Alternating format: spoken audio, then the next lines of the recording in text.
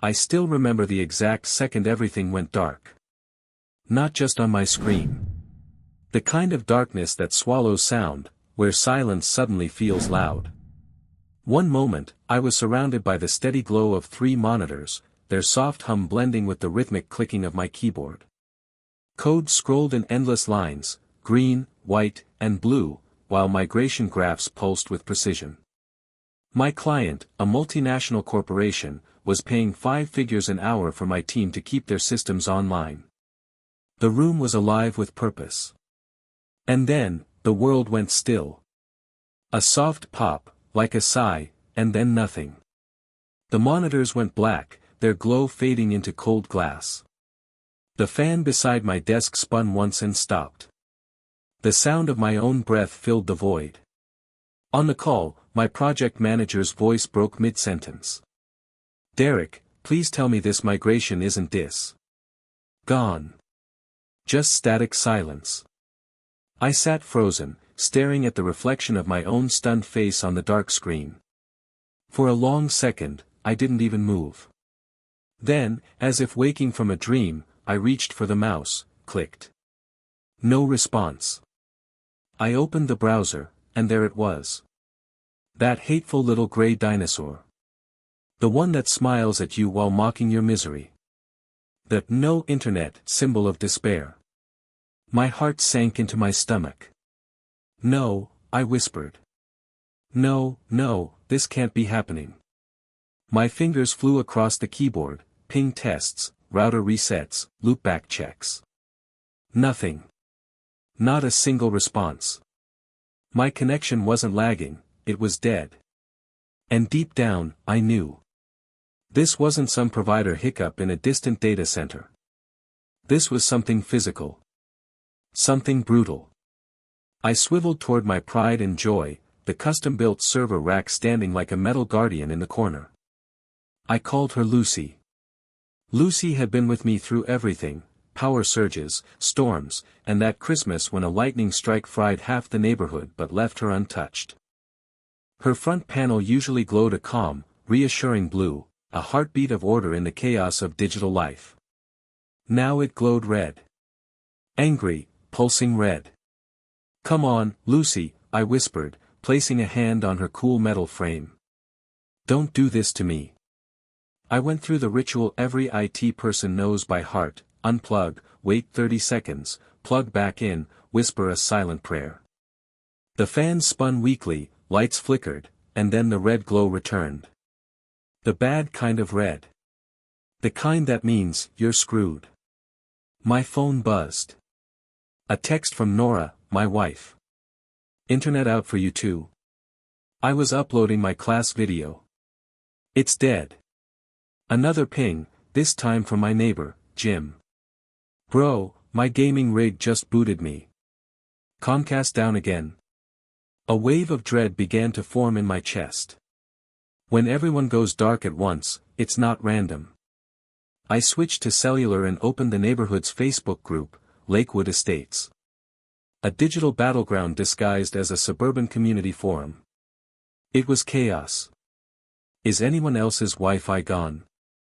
My toddler can't watch Cocomelon.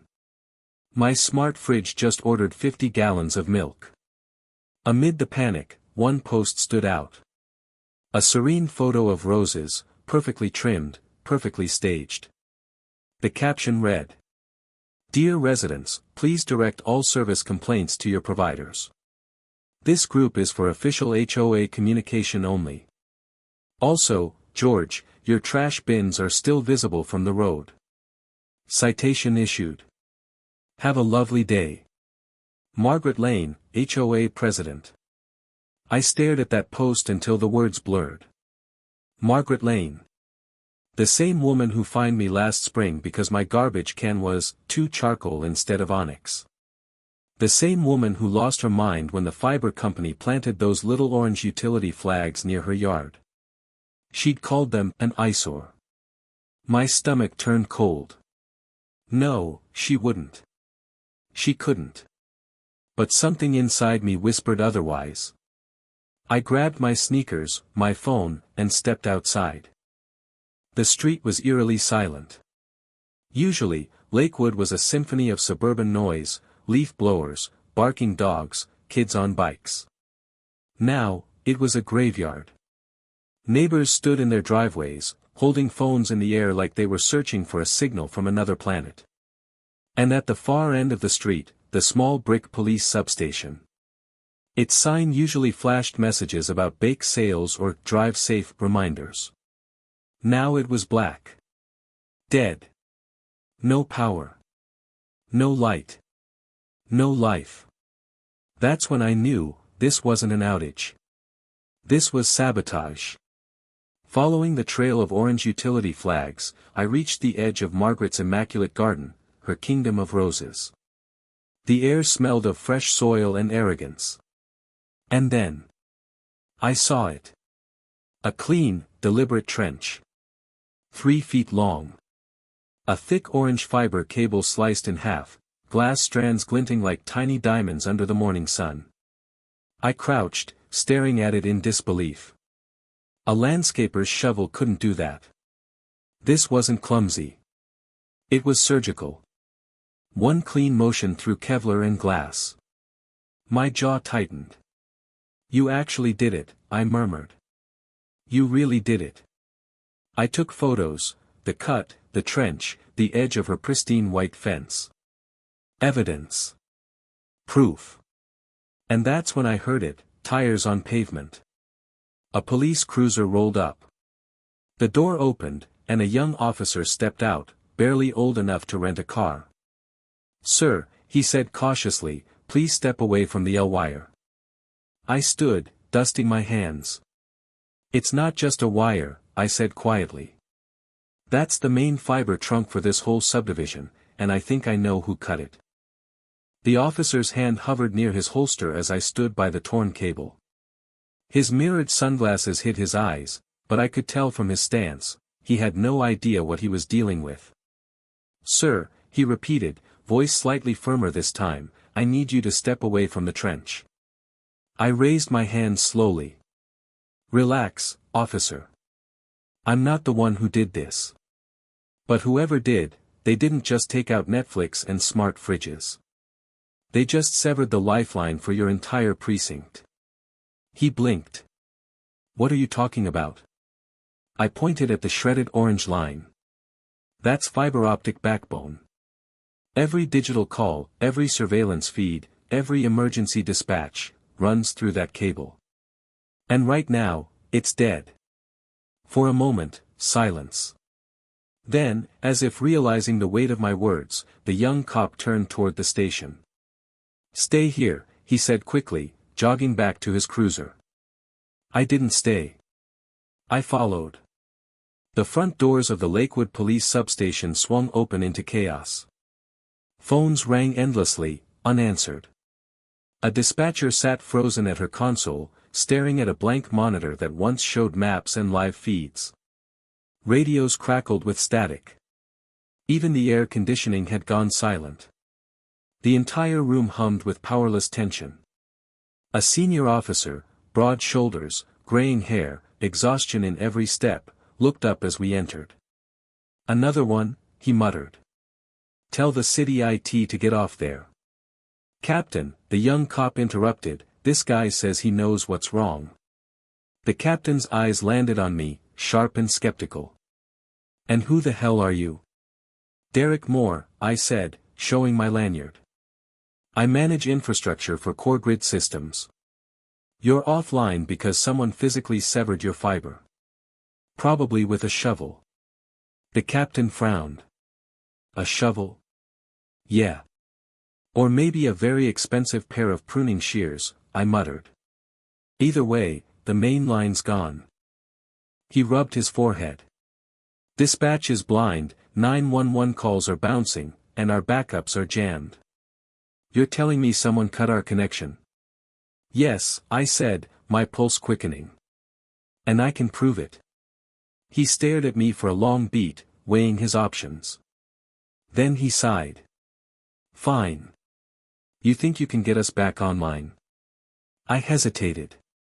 The truth was, maybe. But not without risk. I can reroute you temporarily, I said slowly, through the federal redundancy grid. It's meant for emergency continuity, disaster recovery, terrorist attacks, that kind of thing. It's not meant for local access. The captain's brow furrowed. You'd be tapping a federal network? Only for a few hours, I said. Long enough to stabilize your comms. But once I do, we'll have about 5 minutes before it pings a security protocol. He exhaled through his nose. You're saying Homeland might call? Yeah, I said quietly. Homeland might call.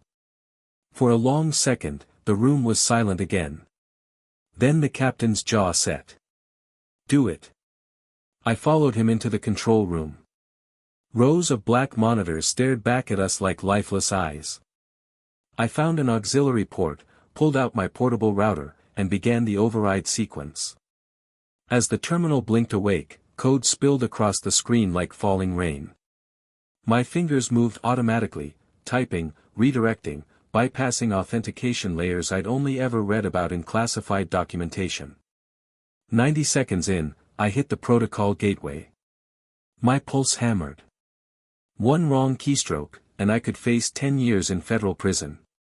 But I didn't stop. Because somewhere in this same neighborhood, kids couldn't call 911.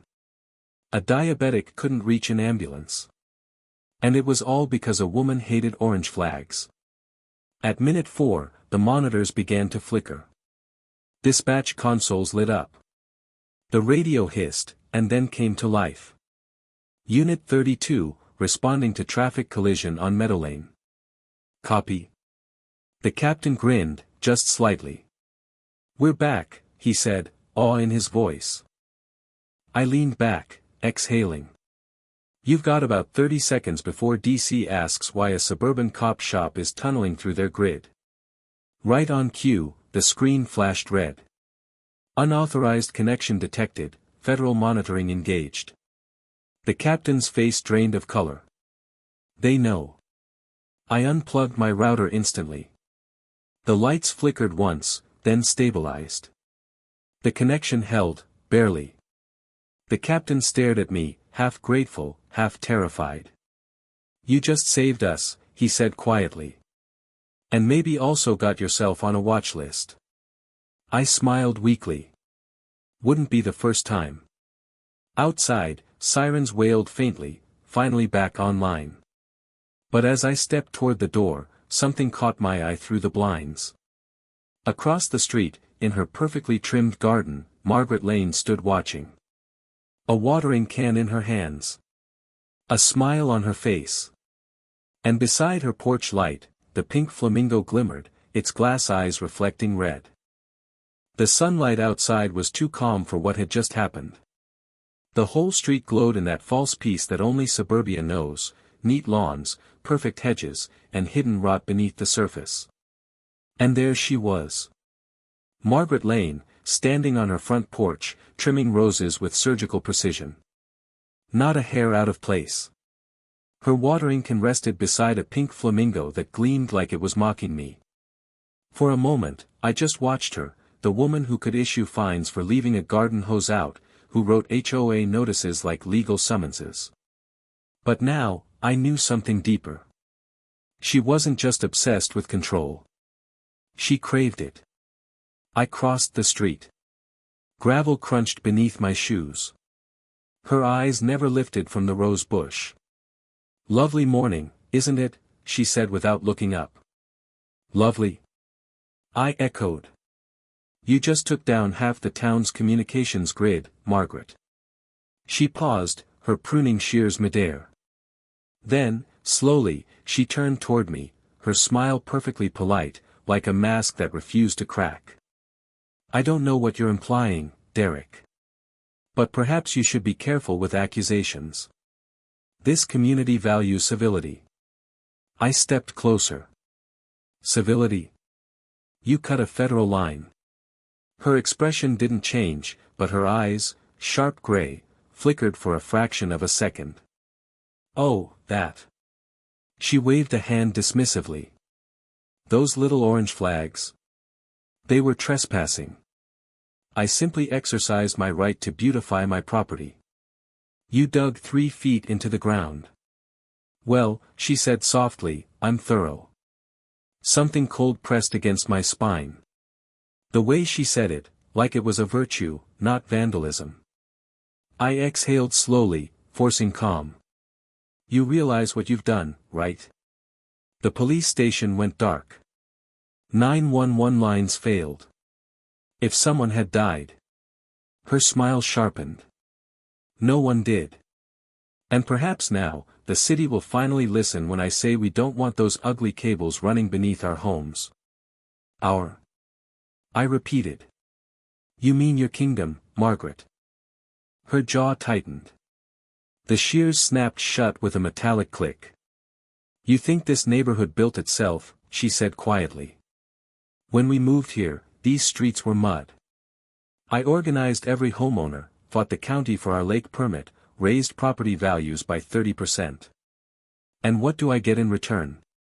Teenagers leaving scooters in cul-de-sacs and tech people, she looked at me pointedly, turning their basements into server rooms. The air thickened between us. This isn't your world anymore, I said softly. You can't micromanage the internet. Her eyes narrowed. Watch your tone, Mr. Moore.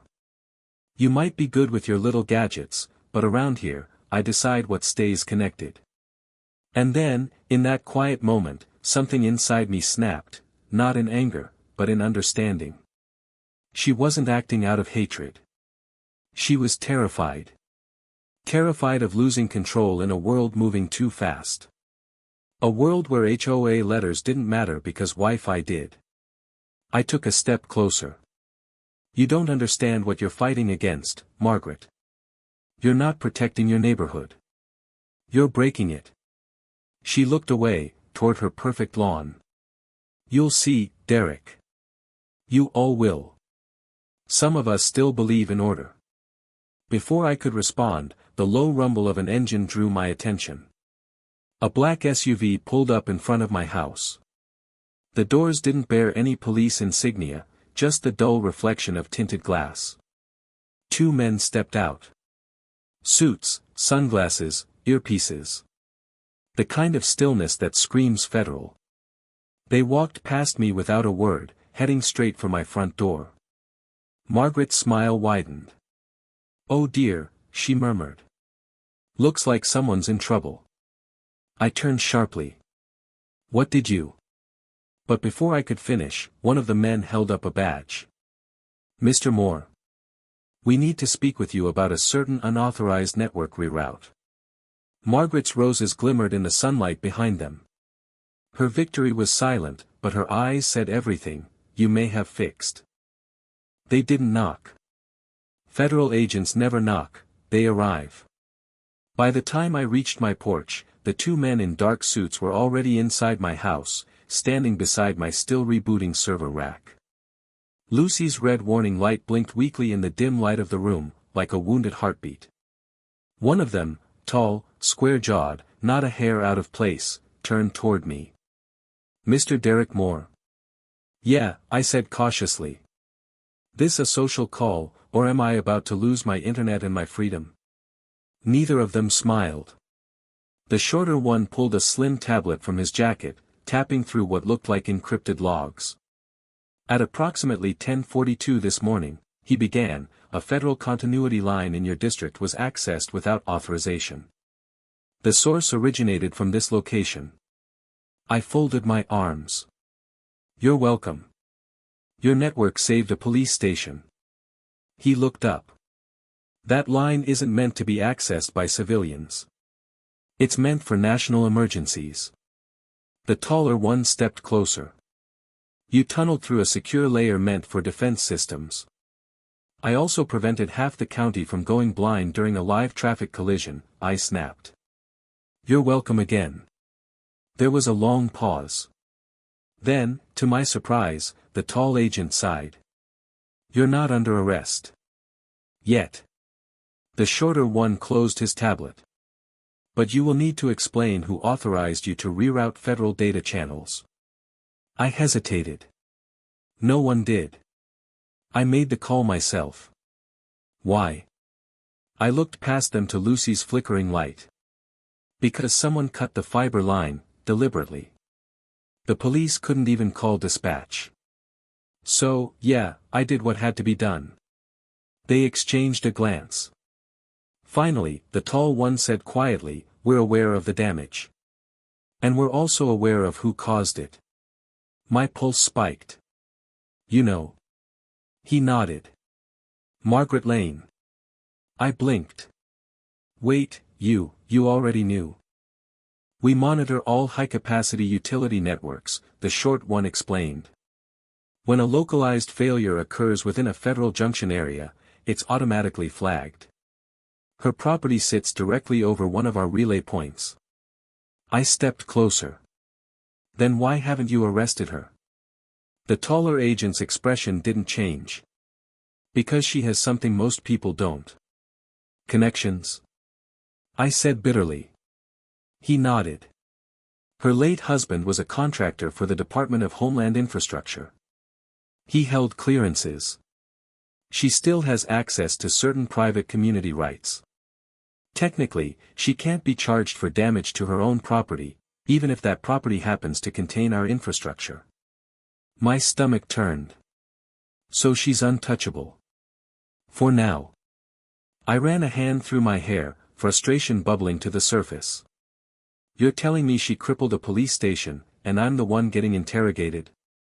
"Mr. Moore," the short one said evenly, "you accessed a federal network without clearance. She might have broken something physical. You broke something digital. To our system, both are red flags." I laughed, hollow. "Perfect. The world's burning, and I'm the match for fixing it." The tall agent's gaze softened slightly. "You're not in trouble, yet. But I'd recommend staying out of this. Whatever grudge you've got with Mrs. Lane, let it go.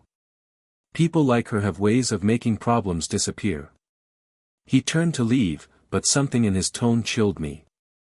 "Wait," I said. "What do you mean, disappear?" He hesitated at the doorway. "A few years back, a city inspector tried to report her for zoning fraud. His report never made it past draft stage. 2 days later, he resigned and moved states. No one ever heard from him again." The agent stepped outside, leaving the faint scent of ozone and bureaucracy behind. I stood alone in my dim, humming office, the red light from Lucy pulsing like a warning. Through the window, I could see Margaret across the street, clipping her roses again. Calm. Composed. Watching. For the first time, I felt it, the kind of dread that doesn't come from fear of being caught, but from realizing you're already trapped in someone else's game. And Margaret Lane was winning. The night after the agents left, sleep wouldn't come. Every creak of the house sounded like a whisper. Every flicker of Lucy's green light felt like a pulse counting down to something inevitable. Margaret Lane had gone too far, not just cutting a cable, but cutting the line between control and madness. I sat at my desk, rereading her HOA announcements, her smug posts about standards and order. Somewhere behind those perfect smiles and pastel blazers was a woman who believed beauty was worth more than humanity. And for the first time in my life, I wasn't just angry. I was afraid. Not for myself, but for what someone like her could do if she decided my name didn't belong on her list of acceptable residents. At 2:17 a.m., I got a message. A blank email. No subject. No sender. Just one attachment, a PDF titled HOA Enforcement Notes. I clicked it open. Dozens of pages. Names. Addresses. Photos. Notes written in that familiar looping cursive. Fence too tall, citation. Trash visible, warning. Repeated complaint, initiate disciplinary report. Derek Moore, hostile. Possible escalation. My throat tightened. Escalation. That one word felt heavier than any threat. Then my eyes caught a line near the bottom.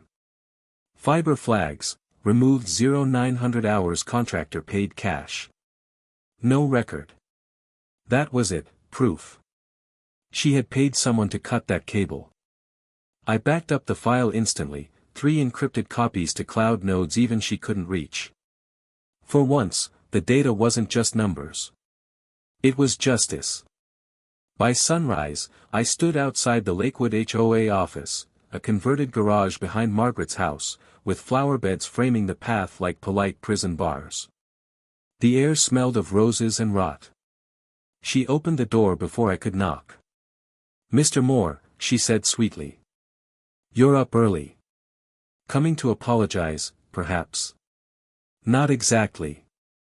I stepped past her, ignoring the gasp that left her lips. Inside, her walls were lined with plaques and photos: HOA President of the Year, Community Excellence, Beautification Champion. I dropped my phone on her desk, the document glowing on the screen. "You paid someone to cut that fiber line," I said evenly. "I have the proof. Every note. Every transaction." Her smile cracked like glass. "You have no idea who you're dealing with." "Oh, I do," I said. "You're a woman who thought she could control everything. But you forgot, even beauty runs on power. And you just cut yours off." For a moment, her mask slipped. The calm, pastel politeness drained from her face. "You think anyone will believe you?" she hissed. "I built this neighborhood. They need me." Outside, engines rumbled. 2 black SUVs stopped at the curb. The same agents, Foster and Ruiz, stepped out, flanked by a pair of local officers. Margaret turned pale. What is this?" Foster's tone was cold. "New information came in overnight.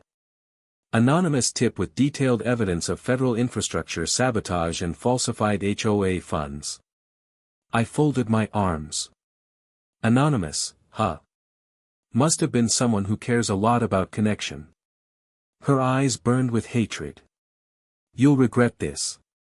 "Maybe," I said softly. "But at least I won't have to pretend to like your roses." As they led her away, she twisted to glare at me one last time. "You can't fix people like me, Derek. You just reroute them until they find another line to cut." The door slammed. Silence returned. Only the hum of my phone remained, the faint, steady ping of a live connection. Days later, the neighborhood buzzed like a shaken hive. Margaret Lane was gone, her empire dissolved under federal charges. The HOA disbanded temporarily, replaced by a volunteer board of residents who actually smiled when they waved. Lucy purred quietly beside me, every light green. The Facebook group was quieter, too, no warnings, no citations. Just peace. Until one night, I noticed something. A new profile had joined. No photo. Just a name. ML back soon. For a moment, I stared at the screen, unsure whether to laugh or shiver. Then I smiled faintly, turned off the monitor, and whispered to Lucy. "Don't worry, girl. If she comes back, we'll be ready this time." Outside, the houses glowed with calm yellow lights, and somewhere across the street, a pink plastic flamingo stood tall, a symbol of rebellion and quiet victory. And for the first time since everything went dark, Lakewood felt alive again.